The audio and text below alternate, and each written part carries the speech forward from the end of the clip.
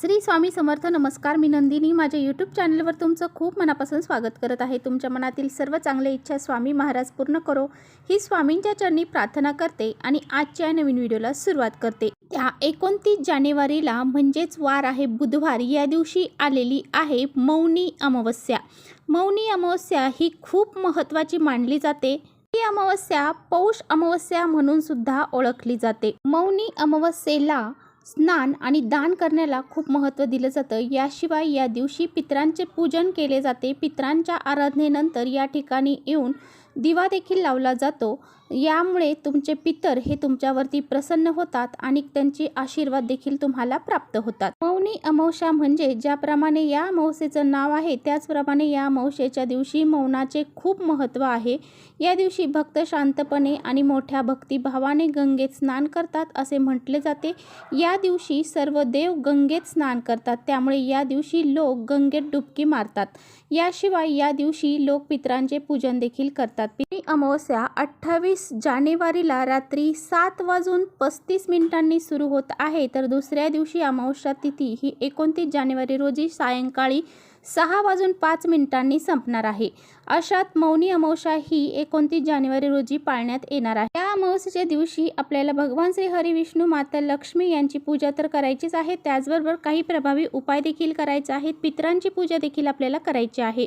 आजच्या व्हिडिओमध्ये मी तुम्हाला अतिशय प्रभावशाली उपाय सांगणार आहे. आपल्याला या ठिकाणी असा हा एक दिवा लावायचा आहे. हा दिवा आपल्याला पितरांसाठी लावायचा आहे. त्यामुळे अमावस्येच्या दिवशी पितरांसाठी जर आपण काही दिवा लावला तर त्याचे खूप पुण्यफळ आपल्याला प्राप्त होते. आपले पूर्वज आपल्यावरती प्रसन्न होतात आणि आपला कितीही कठीणातील कठीण पितृदोष असू द्या तो दूर होतो. तर हा दिवा कुठे लावायचा आहे, कशा पद्धतीने लावायचा आहे याबद्दलची संपूर्ण माहिती आजच्या व्हिडिओमध्ये आपण जाणून घेणार आहोत. त्यामुळे तुम्ही कुठे व्हिडिओ स्किप न करता शेवटपर्यंत नक्की बघा, जेणेकरून तुमच्यापर्यंत योग्य ती माहिती पोहोचेल. आपल्या चॅनलवर जर नवीन असाल तर चॅनलला सबस्क्राईब करा आणि असेच नवनवीन माहितीपूर्ण व्हिडिओ पाहण्यासाठी बेल आयकॉनलाही प्रेस करा, म्हणजे मी जेव्हा कधी नवीन व्हिडिओ अपलोड करेन त्याचं नोटिफिकेशन सर्वात अगोदर तुम्हाला भेटेल आणि तुम्ही एकही व्हिडिओ मिस करणार नाही. त्याचबरोबर कमेंट्समध्ये ओम नमो भगवते वासुदेवाय नमः हे लिहायला देखील विसरू नका. व्हिडिओ आवडला, माहितीपूर्ण वाटला तर आपल्या मित्रपरिवारांसोबत नक्की शेअर करा. आजच्या व्हिडिओमध्ये जो काही उपाय मी तुम्हाला सांगणार आहे तर हा खूप प्रभावशाली उपाय आहे.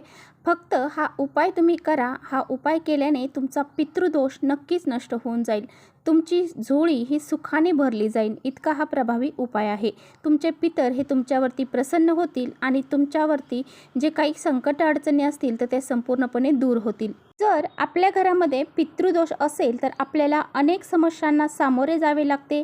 आपल्या घरामध्ये सतत वाद विवाद, कलह, क्लेश यासारख्या गोष्टी घडतात. त्याचबरोबर आपली प्रगती कुठेतरी थांबली जाते. आपण कोणतेही काम करायला गेलो की त्यामध्ये आपल्याला यश मिळत नाही.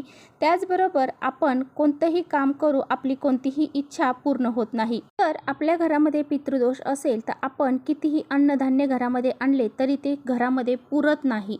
त्यामुळे बघा, आपल्या घरामध्ये जर पितृदोष असेल तर आपल्याला अशा समस्यांना सामोरे जावे लागते. त्याचबरोबर आपण घरामध्ये कितीही कष्ट करा, कितीही मेहनत करा, जो पैसा येतो तर तो घरामध्ये टिकून राहत नाही. कोणत्या ना कोणत्या मार्गाने घरातून बाहेर निघून जातो आणि आपल्याला नेहमी आर्थिक समस्या जाणवतात. आपल्याला गरिबीमध्ये दिवस काढावे लागतात. त्याचबरोबर आपल्यावरती खूप सारं कर्ज होतं आणि ते कर्ज फेडता फेडताच आपले पूर्ण दिवस तसेच निघून जातात. त्याचबरोबर घरामध्ये सारखं आजारपण पसरतं. एक व्यक्ती आजारी पडली की दुसरी व्यक्ती आजारी पडली की तिसरी, अशा पद्धतीने घरामधलं आजारपण देखील दूर होत नाही.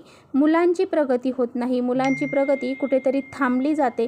मुलं मोठी आहेत, लग्नाच्या वयाची आहेत, परंतु त्यांचे लग्न जमत नाही, तर हे सुद्धा एक पितृदोषाचंच कारण मानलं जातं. त्याचबरोबर घरामध्ये जर नवीन लग्न झालेली जोडी आहे, त्यांना खूप दिवस झाले आहे लग्नाला, तरीसुद्धा त्यांना संतान प्राप्ती होत नाही. ह्यासारख्या गोष्टी देखील पितृदोषामुळेच घडल्या जातात. घरामध्ये कोणत्याही प्रकारचं शुभ कार्य घडत नाही. त्या शुभ कार्यामध्ये नेहमी अडीअडचणी, अडथळे निर्माण होतात. त्यामुळे आपल्याला असे हे प्रभावी उपाय ह्या अशा विशिष्ट तिथींना जर आपण केले तर आपले जे पित्र आहेत ते आपल्यावरती प्रसन्न होतात आणि जी मौनी अमावस्या आहे तर या दिवशी पित्रांची सेवा पूजा उपासना करण्याला खूप जास्त महत्त्व आहे। त्यामुळे हा दिवस हातातून घालवून द्यायचा नाही। तुम्हाला या दिवशी पित्रांसाठी एक दिवा तुम्हाला लावायचा आहे। तर हा दिवा कुठे लावायचा आहे, कशा पद्धतीने लावायचा आहे तेच आपण पाहणार आहोत। तर हा दिवा तुम्हाला सकाळपासून ते संध्याकाळपर्यंत तुम्हाला जेव्हा वेळ भेटेल तेव्हा तुम्ही लावायचा आहे।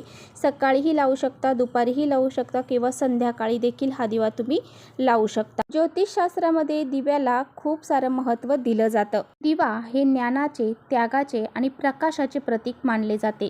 जेव्हा आपण दिवा प्रज्वलित करतो त्यावेळेस घरामध्ये सकारात्मक लहरी निर्माण होतात। उपाय करण्यासाठी तुम्हाला गव्हाचं कणिक थोडंसं मळायचं आहे। त्यामध्ये तुम्हाला मीठ घालायचं नाही आणि थोडंसं कणिक मळून त्याचा दिवा तुम्हाला तयार करायचा आहे। थोडीशी हळद त्या कणकेमध्ये घालायची आहे आणि तुम्हाला चौमुखी दिवा हा कणकेचा बनवायचा आहे। म्हणजे त्याला 4 मुख येतील, 4 वाती त्यामध्ये लावल्या जातील, अशा पद्धतीने 4 मुखी दिवा तुम्हाला तयार करायचा आहे। आणि त्या दिव्यामध्ये तुम्हाला मोहरीचं किंवा तिळाचं तेल हे घालायचं आहे। तुमच्याकडे दोन्हीही तेल नसतील तर तुम्ही जे तेल वापरता ते वापरायचं आहे आणि त्या तेलामध्ये थोडीशी काळी मोहरी किंवा मग काळे तीळ हे तुम्हाला त्यामध्ये टाकायचे आहेत। अशा पद्धतीने तुम्हाला त्यामध्ये तेल घालायचं आहे। तर काय करायचं, एक प्लेट घ्यायची, प्लेटमध्ये मुठभर तांदूळ टाकायचे, त्या तांदळावरती तुम्हाला हा जो चौमुखी दिवा आहे तर तो ठेवायचा आहे।